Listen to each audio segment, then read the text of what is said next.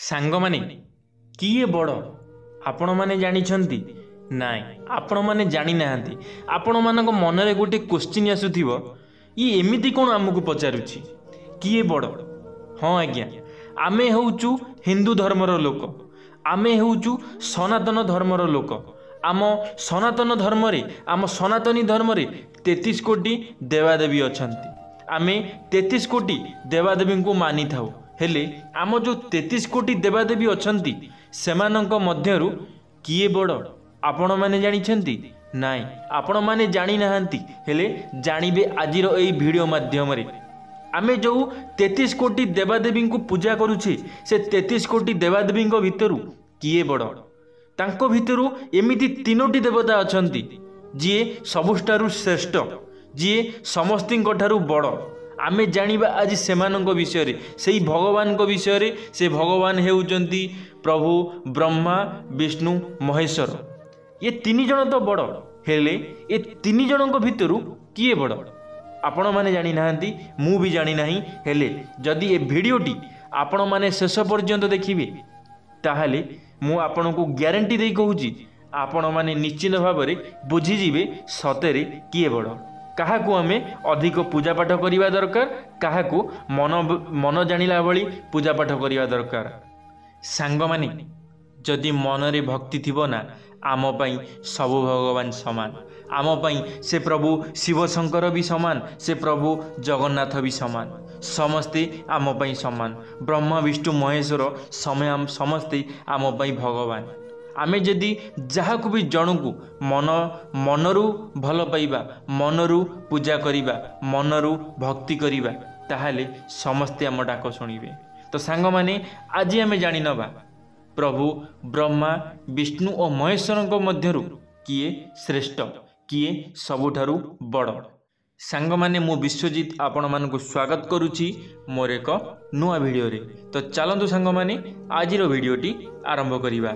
सांग माने समग्र देवता मानक ठारु ब्रह्मा विष्णु महेश्वर को एक स्वतंत्र स्थान और अधिकार दिया जाई अछि। एही त्रिदेव परस्पर अपिंत, तेणु एमानंक स्तर स्वतंत्र। बेले बेले मनरे जिज्ञासा उठे एही त्रिदेवंकर जन्म केमिति हैला, केउठु उत्पत्ति हेले एही त्रिदेव, केमिति जन्म नेले ब्रह्मा विष्णु महेश्वर।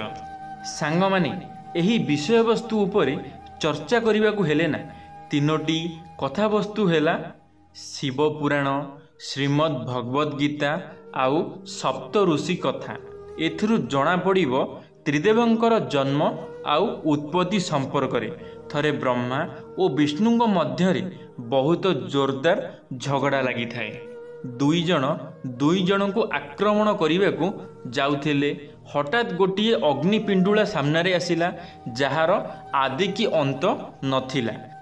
एही अग्निस्तंभ भितरु शुणागला दैव्यवाणी।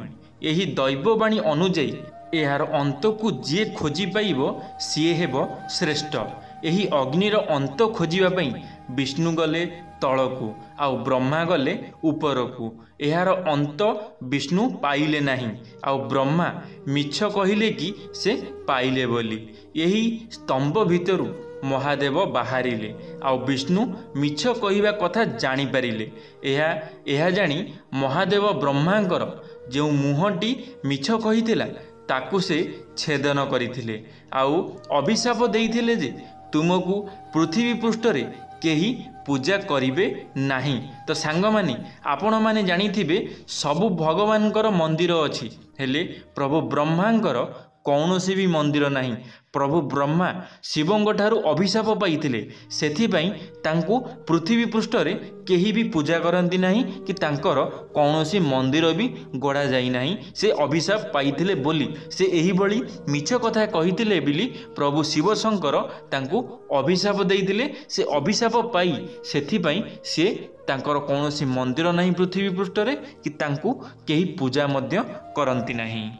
शिव पुराण अनुଯାयी एही त्रिदेवंक ठारु महादेव बड़ बोली जना पड़ी थाए। श्रीमद् भगवत अनुଯାयी थरे ऋषि माने विचार विमर्श रे लागी जाइथिले। विचार विमर्शर मूल तत्व थिला त्रिदेवଙ୍କ ମଧ୍ୟରୁ ଶ୍ରେଷ୍ଠ କିଏ ଏହାକୁ ଗୋଟିଏ ପରୀକ୍ଷା ମାଧ୍ୟମରେ ଜାଣିବାକୁ ଚେଷ୍ଟା କଲେ ଋଷିବୃନ୍ଦ। ଆଉ ଏହି ଦାୟିତ୍ୱ ଦିଆଗଲା ଭୃଗୁ ଋଷିଙ୍କୁ। ଭୃଗୁ ଋଷି ପହଞ୍ଚିଲେ ବ୍ରହ୍ମାଙ୍କ ପାଖରେ ଆଉ କ୍ରମାଗତ ଭାବରେ ବ୍ରହ୍ମାଙ୍କୁ ଅନୁମାନ କରିବା ଆରମ୍ଭ କଲେ। ଏଥିରେ ଉତ୍କ୍ଷିପ୍ତ ହୋଇଗଲେ ବ୍ରହ୍ମାଦେବ। ଏହାପରେ ଭୃଗୁ ଋଷି ପହଞ୍ଚିଲେ ମହାଦେବଙ୍କ ପାଖରେ। ଏଥର ମଧ୍ୟ ଭୃଗୁ ଋଷିଙ୍କ ପ୍ରତିକ୍ରିୟା ସମାନ ଥିଲା। ଅପମାନ କରିଚାଲିଥିଲେ ମହାଦେବଙ୍କୁ। ମହାଦେବ ମଧ୍ୟରେ ଉତ୍କ୍ଷିପ୍ତ ହୋଇଯାଇଥିଲେ।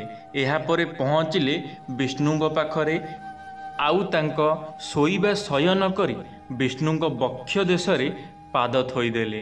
ଆଉ ତାଙ୍କ ନିଦ ଭାଙ୍ଗିଗଲା ଓ ସେ ଭୃଗୁ ଋଷିଙ୍କୁ ଚାହିଁ ହସିଲେ ଆଉ କହିଲେ, ମୋର ବକ୍ଷ ଅତ୍ୟନ୍ତ କଠୋର। ଆପଣଙ୍କ ପଦରେ କୌଣସି ସମସ୍ୟା ହୋଇନାହିଁ ତ? ଆପଣଙ୍କୁ କଷ୍ଟ ହୋଇପାରେ। ଆପଣ ବହୁତ କଠିନ ଜାଗାରେ ପଦଘାତ କରିଛନ୍ତି। ନରମିଗଲେ ଭୃଗୁ ଋଷି। ଆଖିରୁ ବାହାରିଗଲା ଲୁହ। ପଡ଼ିଗଲେ ବିଷ୍ଣୁଙ୍କ ଚରଣ ତଳେ ଆଉ ବିଚାର କଲେ ତ୍ରିଦେବା ଭିତରୁ ବିଷ୍ଣୁ ହିଁ ଶ୍ରେଷ୍ଠ। ସମଗ୍ର ଦେବତାମାନଙ୍କ ଠାରୁ ବ୍ରହ୍ମା, ବିଷ୍ଣୁ, ମହେଶ୍ୱରଙ୍କୁ ଏକ ସ୍ୱତନ୍ତ୍ର ସ୍ଥାନ ଓ ଅଧିକାର ଦିଆଯାଇଛି। ଏହି ତ୍ରିଦେବ ପରସ୍ପର ଅପିନ୍ତ, ତେଣୁ ଏମାନଙ୍କ ସ୍ତର ସ୍ୱତନ୍ତ୍ର। ବେଳେବେଳେ ମନରେ ଜିଜ୍ଞାସା ଉଠେ, ଏହି ତ୍ରିଦେବଙ୍କ ଜନ୍ମ କେମିତି ହେଲା? କେଉଁଠୁ ଉତ୍ପତ୍ତି ହେଲେ ଏହି ତ୍ରିଦେବ? କେମିତି ଜନ୍ମ ନେଲେ ବ୍ରହ୍ମା, ବିଷ୍ଣୁ, ମହେଶ୍ୱର? ସାଙ୍ଗମାନେ, ଆପଣମାନେ ଯଦି ଜାଣିବାକୁ ଚାହୁଁଛନ୍ତି ବ୍ରହ୍ମା, ବିଷ୍ଣୁ, ମହେଶ୍ୱର କେମିତି ଜନ୍ମ ନେଲେ, ତାହେଲେ କମେଣ୍ଟ ବକ୍ସରେ ଆପଣମାନଙ୍କର ମତାମତ ନିଶ୍ଚିତ ଭାବରେ ଦିଅନ୍ତୁ। ଯଦି ଆପଣଙ୍କୁ ଜାଣିବା ପାଇଁ ଇଚ୍ଛୁକ ଆପଣମାନେ ଅଛନ୍ତି, ତାହେଲେ ଆପଣମାନେ କମେଣ୍ଟ ବକ୍ସରେ ଲେଖିପାରିବେ। ଯଦି ଆପଣ ଜାଣିବାକୁ ଚାହୁଁଥିବେ, ତାହେଲେ ମୁଁ ନିଶ୍ଚିତ ଭାବରେ ମୋ ପର ଭିଡ଼ିଓଟି ଆପଣମାନଙ୍କ ପାଇଁ ଆଣିକି ଆସିବି ଯେ ବ୍ରହ୍ମା, ବିଷ୍ଣୁ, ମହେଶ୍ୱର କେମିତି ଜନ୍ମ ହୋଇଥିଲେ, କେଉଁଠାରୁ ଜନ୍ମଗ୍ରହଣ କରିଥିଲେ। ତ ସାଙ୍ଗମାନେ ଦେଖିଲେ ନା, ଆମ ପ୍ରଭୁ ଶିବଶଙ୍କର ବ୍ରହ୍ମା, ବିଷ୍ଣୁ, ମହେଶ୍ୱର ସେ ସମସ୍ତଙ୍କ ଠାରୁ ଶ୍ରେଷ୍ଠ। ଆମେ ତିନି ଠାକୁରଙ୍କୁ ଶ୍ରେଷ୍ଠ ମାନିବା। ମହାଦେବ ବି ଶ୍ରେଷ୍ଠ ଅଟନ୍ତି। ସେଥିପାଇଁ ଦେବଙ୍କର ଦେବ ମହାଦେବ ଆମେ କହି ଆସିଛେ। ଦେବତାଙ୍କର ଦେବତା ହେଉଛନ୍ତି ମହାଦେବ। ସେଥିପାଇଁ ପ୍ରଭୁ ସବୁବେଳେ ଆମ ସାଙ୍ଗରେ ଅଛନ୍ତି, ସବୁବେଳେ ଭକ୍ତମାନଙ୍କ ସାଙ୍ଗରେ ଅଛନ୍ତି। ଭକ୍ତମାନଙ୍କ କଥା ବୁଝୁଛନ୍ତି, ଭକ୍ତମାନେ ମଧ୍ୟ ତାଙ୍କ କଥା ବୁଝୁଛନ୍ତି। ସେଥିପାଇଁ ଭକ୍ତମାନେ ବଞ୍ଚିଛନ୍ତି। ଭଗବାନଙ୍କ ଆଶୀର୍ବାଦ ସବୁବେଳ ପାଇଁ ଭକ୍ତଙ୍କ ଉପରେ ଅଛି। ସେଥିପାଇଁ ସାଙ୍ଗମାନେ ଆମର ଡରିବାର ନାହିଁ, ଆମର ଭୟ କରିବାର ନାହିଁ। ଆମ ମନରେ ଯାହା ବି ଅଛି, ଆମେ ଯାହା ବି କରିବାକୁ ଚାହୁଁଛେ, ଆମେ ଯଦି ଯେଉଁ କାମ କରିବାକୁ ଚାହୁଁଛେ, ଯଦି ସେ କାମ ଠିକ୍ ଆମେ କରିଲେ କିଛି ବି କାହାର ଅସୁବିଧା ହେବ ନାହିଁ, ତାହେଲେ ନିର୍ଭୟର ସହ ଆମେ ଭଗବାନଙ୍କୁ ପ୍ରାର୍ଥନା କରି ଆମେ ସେ କାମ ଆରମ୍ଭ କରିବା। ଆମକୁ ପ୍ରଭୁ ଜଗନ୍ନାଥ, ପ୍ରଭୁ ଶିବଶଙ୍କର, ବ୍ରହ୍ମା, ବିଷ୍ଣୁ, ମହେଶ୍ୱର ସମସ୍ତେ ଆମକୁ ସାହା ହେବେ। ସମସ୍ତଙ୍କର ଆଶୀର୍ବାଦ ଆମ ଉପରେ ସଦାସର୍ବଦା ରହିଥିବ। ଧନ୍ୟବାଦ ସାଙ୍ଗମାନେ। ଯଦି ଭିଡ଼ିଓଟି ଆପଣମାନଙ୍କୁ ଭଲ ଲାଗିଥିବ, ଲାଇକ୍ଟିଏ କରିବେ, ସାଙ୍ଗମାନଙ୍କ ମଧ୍ୟରେ ସେୟାର ନିଶ୍ଚିତ ଭାବରେ କରିବେ। କମେଣ୍ଟ ବକ୍ସରେ ଆପଣମାନଙ୍କର ମତାମତ ନିଶ୍ଚିତ ଭାବରେ ଦେବେ। ଯଦି ଆପଣମାନେ ଆମ ଟକିଂ ୱାର୍ଲ୍ଡ ୟୁଟ୍ୟୁବ୍ ଚ୍ୟାନେଲରେ ପ୍ରଥମ ଥର ପାଇଁ ଆମ ଟକିଂ ୱାର୍ଲ୍ଡ ୟୁଟ୍ୟୁବ୍ ଚ୍ୟାନେଲକୁ ସବସ୍କ୍ରାଇବ୍ କରି ବେଲ୍ ଆଇକନ୍କୁ ଅଲ୍ରେ କ୍ଲିକ୍ କରିବେ। କାରଣ ଆମ ଚ୍ୟାନେଲରେ ଯେବେ କିଛି ନୂଆ ମୋଟିଭେସନାଲ୍ ଭିଡ଼ିଓ ଛଡ଼ାଯିବ, ଆପଣମାନେ ସର୍ବପ୍ରଥମେ ଦେଖିପାରିବେ। ଧନ୍ୟବାଦ ସାଙ୍ଗମାନେ। ଜୟ ଜଗନ୍ନାଥ, ଜୟ ମା ଶାରଳା, ଜୟ ଶ୍ରୀକୃଷ୍ଣ।